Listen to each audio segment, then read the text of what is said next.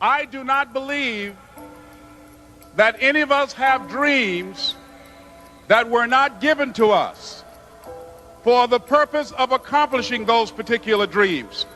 And I want to share something with you that has changed my life.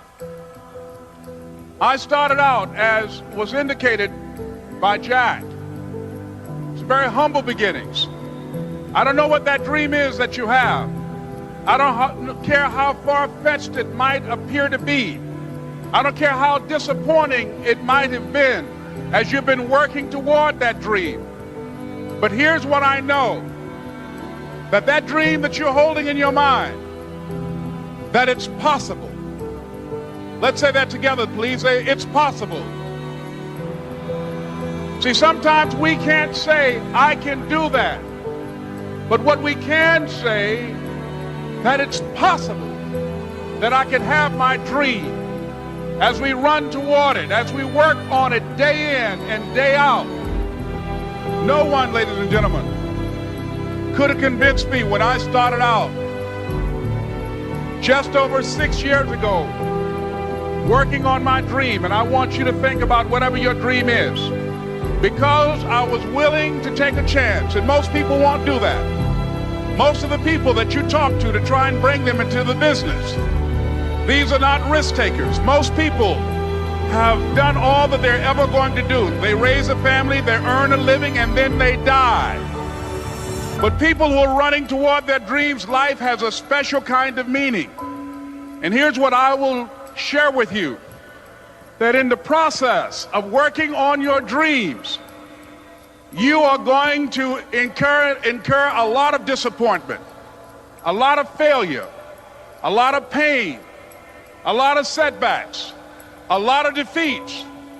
But in the process of doing that, you will discover some things about yourself that you don't know right now. What you will realize is that you have greatness within you. What you'll realize is that you're more powerful than you can ever begin to imagine. What you will realize is that you are greater than your circumstances, that you don't have to go through life being a victim. As Jack indicated, I was born in Miami, Florida, in an area called Liberty City, in an abandoned building on a hard linoleum floor with my twin brother.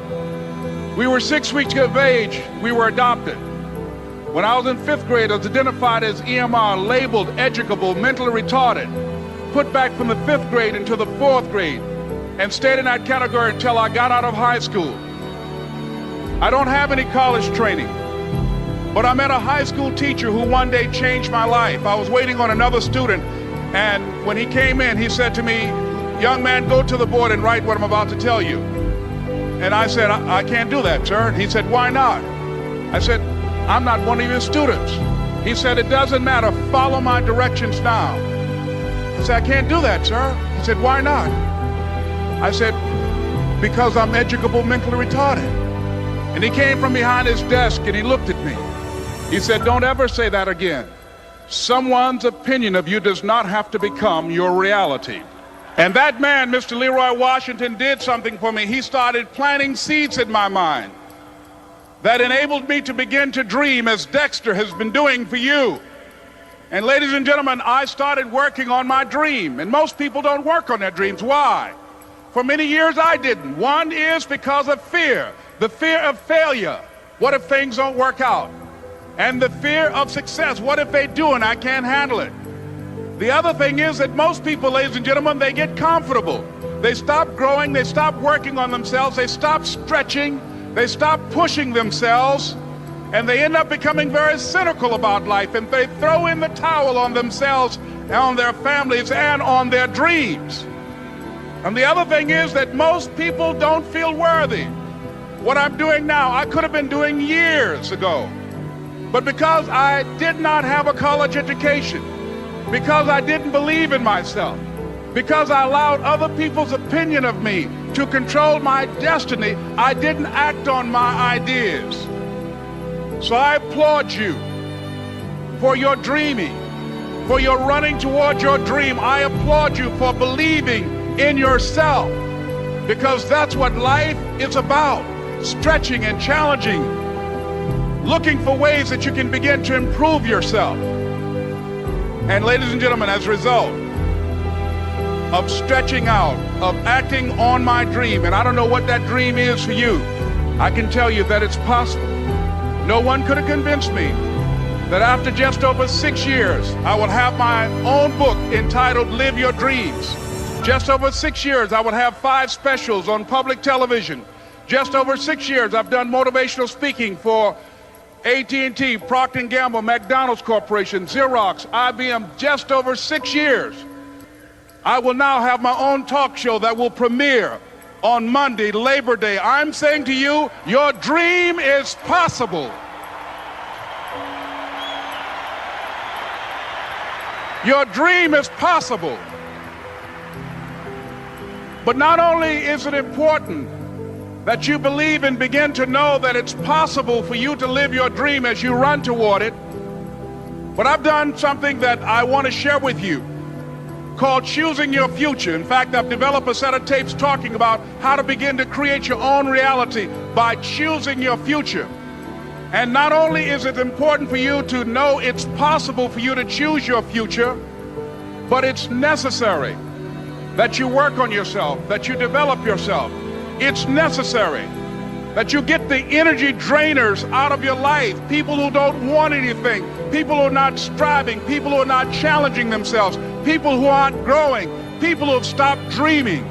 It's necessary that you align yourself with people and attract people into your business who are hungry, people who are unstoppable and unreasonable, people who are refusing to leave life just as it is and who want more. My mother used to say, birds of a feather flock together. If you run around with losers, you will end up a loser. It's necessary that you get the losers out of your life if you want to live your dream.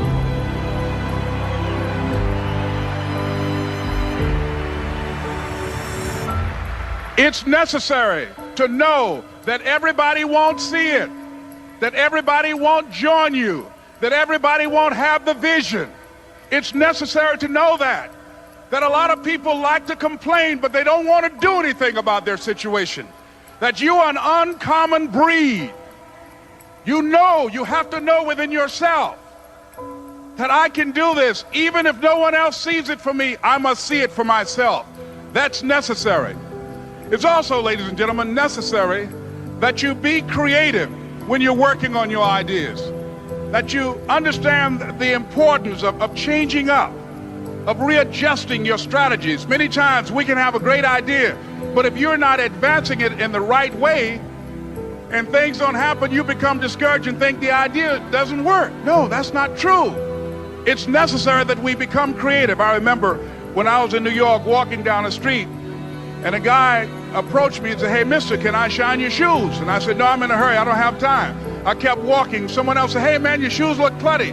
May I shine your shoes?" I said, "No, I don't have time. I'm sorry, I'm busy." And I was walking fast, and many people solicited me for my business. And then finally, a young man stepped in front of me, and he said, "Excuse me."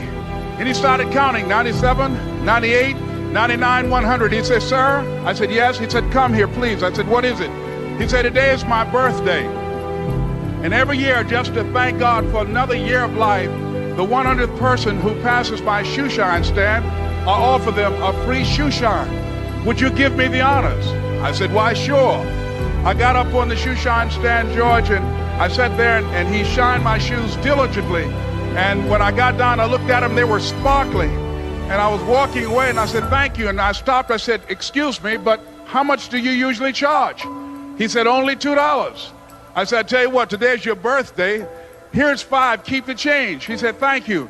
As I was walking away, looking in the opposite direction at other people coming, he started counting again. 97, 98, 99, 100.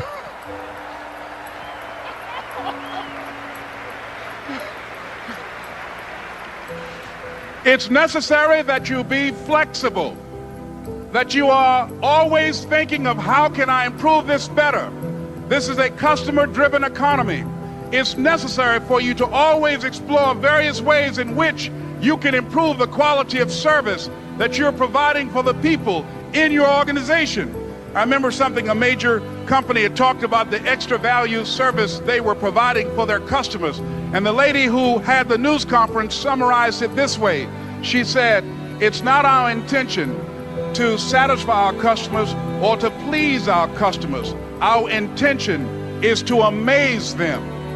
It's necessary, if you're going to compete today, that you look for ways to amaze your customers by being one of those individuals that keep your commitments, that keep your word, that's relentless. It's necessary as you work with the people that you bring into your organization, that they see that you are a good example of a person to work with, because you model integrity and determination and ambition and truth and honesty and the way in which you conduct business. The next step is, that is you. That is you. That no one can do it for you but you. And even though you face disappointments, even though you will experience some setbacks, it goes with the territory. You must understand that. I remember I was playing a game with my 9-year-old son, John Leslie, and I beat him 10 straight games in a game called Connect 4. And finally, I said, "John Leslie, I'm bored. I don't want to play you anymore." And I got up. I said, "I'm ready to go to sleep now." And repeat out to me, please. Let's say this together. It's not over until I win. John Leslie said, "No, you can't go now, Dad." I said, "Why?" He said, "It's not over until I win." That was his attitude. We sat down and we played several other games. And finally, after the 11th game, John Leslie won, and he got up and he yawned. And he said, "I'm ready to go to sleep now."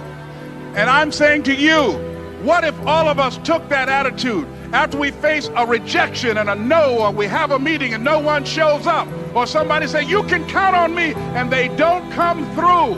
What if we have that kind of attitude? The car's repossessed. Nobody believes in you. You've lost again and again and again. The lights are cut off, but you're still looking at your dream, reviewing it every day, and say to yourself, "It's not over until I win."